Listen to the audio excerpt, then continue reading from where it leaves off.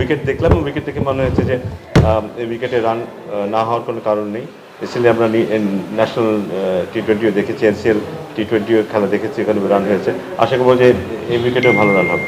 না, সেটা যেন না থাকে সেজন্য আমরা কিন্তু যথেষ্ট চিন্তাভাবনা করেছি যে অনলাইনে যে টিকিট বিক্রি করার যে ব্যাপারটা, সেটা কিন্তু একটা বড় কারণ যেন হাতে হাতে টিকিট যেন না যায়।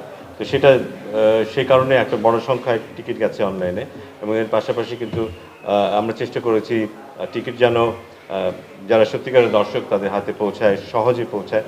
এবং আমি জানি যে ঢাকায় কিছুটা সমস্যা হয়েছে, বাট আশা করব যে এখানে সেটা হবে না, কারণ আমরা সব ভালোভাবে পরিকল্পনা নিয়ে এগোচ্ছি। মিরপুরে আমরা দেখেছি কিন্তু শৈত্যপ্রবাহ চলছিল, রোদ ছিল না। সো ওইখানে একটা চ্যালেঞ্জ ছিল যে উইকেটটা কেমন বিহেভ করে। ফর্চুনেটলি খুব ভালো বিহেভ করেছে, যেখানে ব্যাটিং বোলিং দুদিকেই আমরা দেখেছি। বলারও স্কিলফুল বলারও ভালো পারফর্ম করতে পেরেছে, ব্যাটসম্যানেরও তো অবশ্যই। এখানে আমার মনে হয় যে অনেক রোদের কারণে দ্বিতীয় খেলাটায় উইকেটটা কেমন হয় সেটা একটু দেখতে হবে, কারণ প্রথম ম্যাচটা ভালো হবে আমার মনে হয়, তাতে কোনো সন্দেহ নেই। কিন্তু খুব প্রখর তাপ থাকলে সেটা এই উইকেটটা কীভাবে অ্যাডজাস্ট করবে সেটা একটু দেখতে হবে। বাট যতটুকু দেখেছি মনে হয়েছে উইকেটটা ভালো।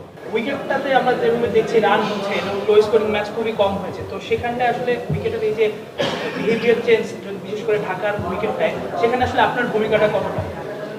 না, আমার ভূমিকা দাঁড়িয়ে মূলত ভূমিকা তো যারা মাঠ তৈরি করছে তাদের, বাট আমরা কর্তৃপক্ষ হিসাবে যেহেতু আমার ব্যক্তিগত অভিজ্ঞতা আছে উইকেট তৈরি করার ব্যাপারে, সেখানে আমি প্রশ্ন তো অবশ্যই করছি যে কী পরিমাণ পানি হচ্ছে বা কী পরিমাণ রোল দিচ্ছে, উইকেটের তত্ত্বাবধানটা কীভাবে হচ্ছে, প্রসেসটা কীভাবে মেনটেন করছে, সেগুলো নিয়ে আলাপচারিতা তো হচ্ছেই। বাট আমি দেখতে পেয়েছি যে কনসিস্টেন্সি এসছে, কারণ এনসিএল লিগে যেখানে আমরা ভালো উইকেট দেখেছি, ঢাকার উইকেট নিয়ে কিছুটা দ্বিধাদ্বন্দ্ব ছিল, সেখানে আমরা ভালো উইকেট দেখেছি। সো বোঝা যায় যে আমাদের যারা মাঠ তৈরি করে, পিচ তৈরি করে, তাদের মধ্যেও কনফিডেন্স ডেভেলপড হচ্ছে, তারও একটা প্যাটার্ন পাচ্ছে যে হ্যাঁ এইভাবে করলে বোধহয় ভালো হয়। কারণ যে ওয়েদারে খেলা হয়েছে ঢাকায়, সেটা মোটেই সহজ ছিল না, সেখানেও এমন উইকেট করতে পারাটা কিন্তু কিছুটা ডেফিনেটলি আমাদের গ্রাউন্ড স্টাফদের। বিপিএল নিয়ে সমালোচনা প্রতি বছরই হয়, এবার হচ্ছে টিকিটিং নিয়ে কখনো হচ্ছে, এবার দেখলাম প্রেস বক্স প্রস্তুত ছিল না, সকালবেলা প্রস্তুত করে দেওয়া হলো। এটা তো একদিন আগেও করা যেতে পারতো আর কি।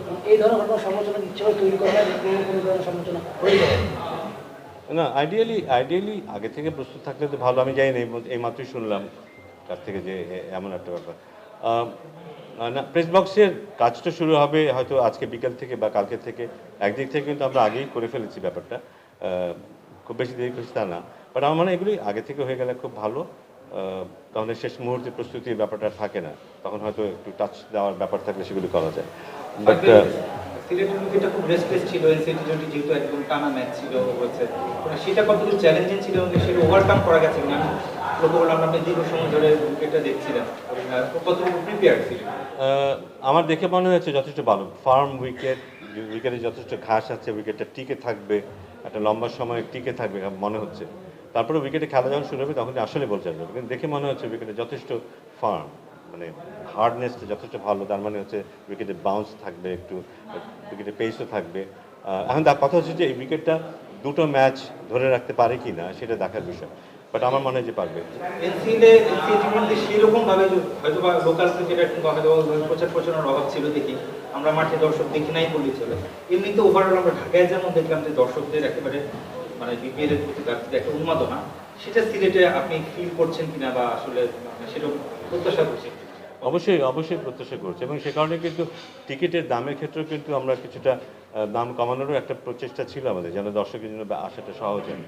এবং আমরা আগের তুলনায় কিন্তু দর্শকদের বারবার বলে এসেছি যে এই যে পানির যে ব্যাপারটা, পানিটা সহজলভ্য হয়েছে, এখন খাবারের যে স্টলগুলো থাকবে সেখানে ঠিক দামে তারা খাবারটা খেতে পারবে। সো এগুলো নিশ্চয়ই দর্শকদের আকর্ষণ করবে। প্লাস যেহেতু ঢাকায় ভালো খেলা হয়েছে, রান হয়েছে, সেটাও নিশ্চয়ই তাদেরকে এনকারেজ করবে মাঠে আসার জন্য। আমি আশা করবো যে হাউসফুল থাকবে সিলেট স্টেডিয়াম। বিপ্লবের কোনো মানে ছোঁয়া কিংবা আমরা ওইভাবে লক্ষ্য করলাম না, মানে কিছু আছে কিনা বা কোনো ধরনের চমক আছে কিনা বা ওটা না, চমক না, বাট জুলাই বিপ্লবে যারা যারা আত্মত্যাগ করেছে তাদের স্মরণে আমরা সবসময় স্মরণ করি তাদের। বাট সেখানে যারা আহত হয়েছে, যারা কন্ট্রিবিউট করেছে, যারা বিশেষ করে আহত হয়েছে তাদের জন্য একটা জোন আছে এখানে, এবং ডানা 36-এর ব্যাপারটা সেটা তো আছেই। আমার মনে হয় তাদেরকে আমরা সবসময় আমাদের সাথে রেখেছি। স্টেডিয়ামে তারা আছে আমাদের সাথে, উদ্বোধনের সময় তারা ছিল, এবং এবং এখানেও থাকবে।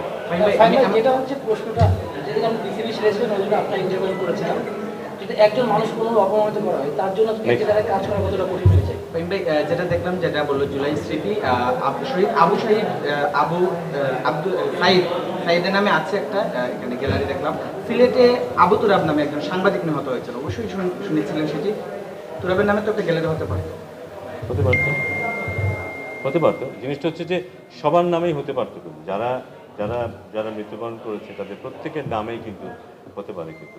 বাট এগুলো যেটা হয় যে প্রতীকী হয়, কিন্তু সাধারণত প্রতীকী হয়।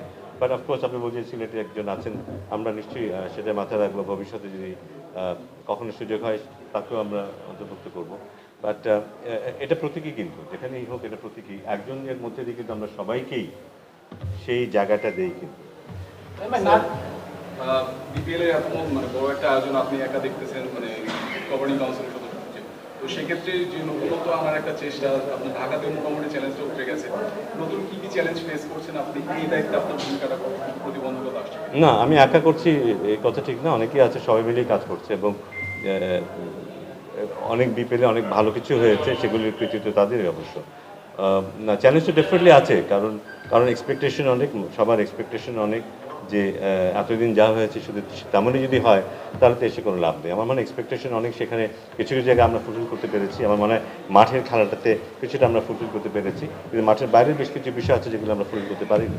এবং বাট বিপিএল শেষ হয়নি, সামনে আরও সুযোগ আছে সেগুলোকে মেন্ট করার।